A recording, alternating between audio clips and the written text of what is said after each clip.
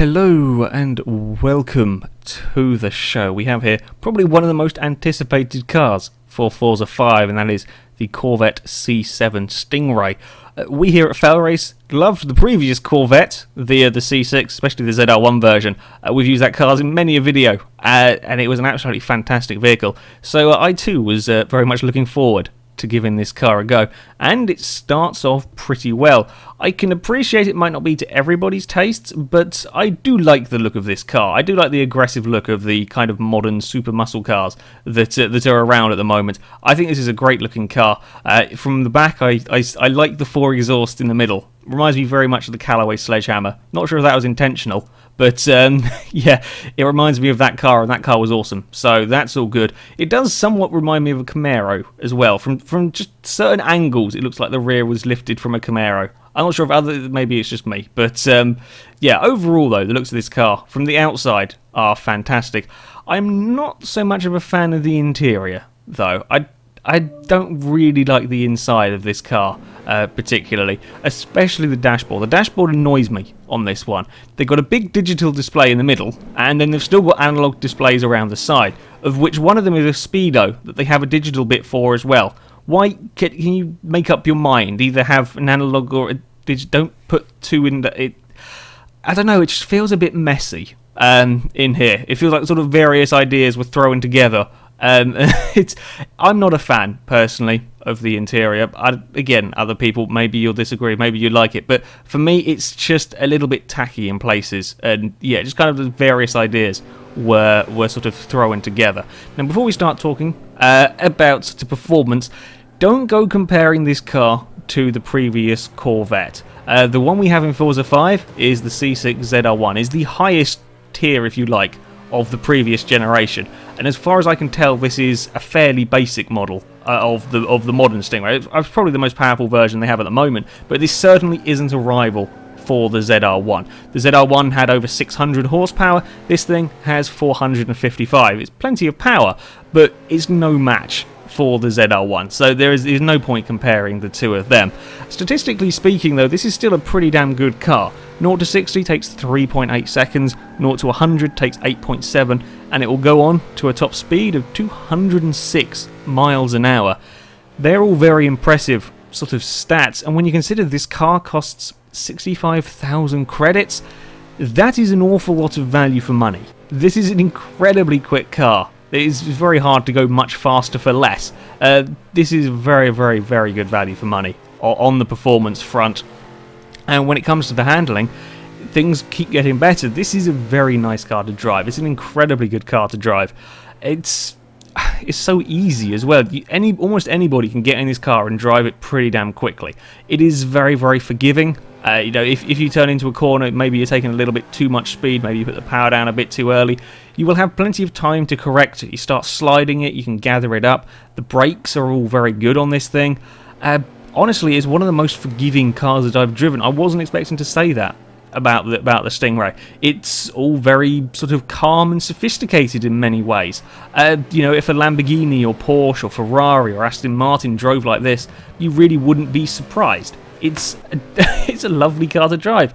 I wouldn't quite say it's sort of a beginner vehicle, if that makes sense, as you can still get things wrong. It's still quite powerful, but on the most part, it's a very nice car to drive. It is a little bit on the heavy side at 3,400 pounds, and you do sometimes notice that weight, meaning that it's a little bit less responsive. That's not necessarily a bad thing though. At times cars on Forza 5 can get a little bit twitchy, and this won't. So yeah, you will notice the weight a little bit on it, but on the whole, it's really rather good. It does, however, have a rival in the value for money section. This is a TVR Sagaris, and it is almost the complete opposite of the Corvette Stingray. This is not composed and easy to drive. This is bonkers. As we come over the hill for the first corner at Laguna, yeah, that's going sideways and out of control rather quickly. The Sagaris is an absolutely balmy car. The exhausts are at the back and pointing sideways. I have no idea why, they just are. There are various vents and grills all over the place and a very strange rear wing. This car is just crazy, and I do quite like it. This costs 61,000 credits, so it is 4,000 credits less than the Stingray. We already said the Stingray is phenomenal value for money. Statistically speaking, very similar to the Corvette. 0 to 60, 3.7 seconds. 0 to 100, 8.1, and a top speed of 185. A little slower on the top speed, but faster on the acceleration, and considerably lighter. While it does only have 406 horsepower and 350 torque, it weighs 1,000 pounds less than the Corvette. That is quite a lot less than the Corvette, which makes the handling spectacular, is the way that I'm going to put it. The TVR is very hard to explain how the TVR drives on this one until you've driven it for quite a while, because one moment it will be trying to kill you, as you saw there. It'll be going very sideways, and the other moment it'll be absolutely fine. If you can keep this car on the limit, provided you don't step over the limit in this car, it'll be amazing. It'll be very, very quick, very good to drive. It doesn't weigh very much, brakes are excellent, and has an awful lot of grip through the corners. The problem is that you will step over this limit at some point, and when you do, you will have a huge problem. It'll either be a big crash or you will need some new underwear, and that'll all depend on where you are on a given track, how fast you are going, and how good you are at driving, because you will get it wrong with the TVR. You will do something a little bit silly, and you could have a humongous accident in this car. This is not a nice, forgiving car to drive. It is far from it. When you get things right, when you get that perfect lap out of this car, it is amazing, because you have got all of the corners perfectly well. It's not killed you. There is a huge sense of reward with this vehicle when everything has gone well, but it will try and kill you on the other 5 laps that you do with it. It's a crazy car. In some cases it's utterly terrifying, but that sense of reward you just don't get with the Corvette.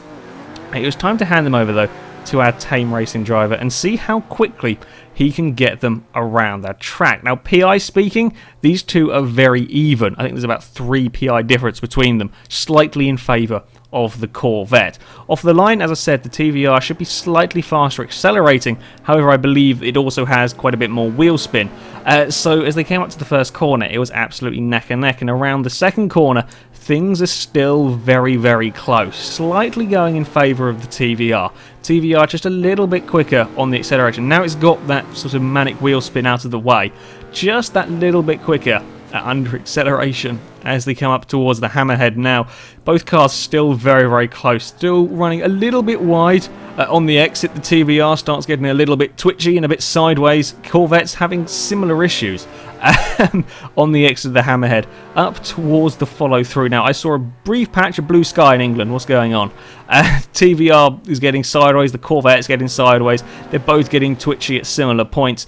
Again, past the tyre bundle, it's the Corvette this time that gets a little bit more of a slide on as they head up towards the second to last corner. It's still very, very close between the pair of them, but it is the TVR that is fractionally ahead as they round the final corner and across the line. And to celebrate, the TVR goes all twitchy. That lap just sums up the TVR. Incredibly quick when things are going well, but incredibly easy to overstep that mark and have some issues. We saw that the TVR was the quicker of the two, and the lap times, it was 0.2 of a second, the difference between them. There is, on our leaderboard at the moment, there isn't a huge amount to compare them to other than each other. The Audi is a considerably higher PI, and the Shelby is, the GT500 is not really a competitor for these cars. Again, a much lower PI on that one. Yeah, I was a little bit surprised that perhaps the TVR was quicker around the track than the Corvette, but yeah, that's what it is. Out of these two cars, if I was to have to pick one of them, I would have the TVR. Without any doubt, I would pick the Sagaris. But it's sort of for a slightly strange reason. Don't get me wrong here, the Corvette C7 is absolutely fantastic. It is an incredibly good car to drive, a fantastic vehicle to drive, incredibly good value for money, very easy to drive very quickly, and if things do go wrong, it's easy to save it. It's easy to keep this thing under control when you've done something stupid, and you probably won't have very many big accidents with the Stingray. Problem is, you don't quite have the same excitement with the Stingray as you get with the TVR. Yes, it is inevitable you will crash the TVR at some point in a spectacular manner, but it's a lot more rewarding when you get clean laps, when you're doing good laps with the TVR. It's just more rewarding because of the extra challenge that goes with it. Maybe you want a nice, safe car, and I can't believe I'm going to say this, that the Corvette is by far the more refined. It's so much more refined than the TVR is. But I like the TVR because it's technically worse. If that doesn't make much sense. I like the TVR because it's nuts, and the Corvette is very nice and controlled. Yeah, you may disagree with me on that one, but both cars are very good value for money. Both of these are very good value for money with the performance you can get from them.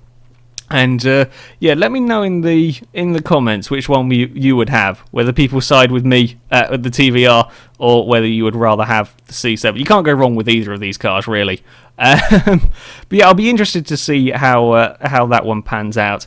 However, that is it for this video, guys. So thank you very much for watching, and until next time, goodbye.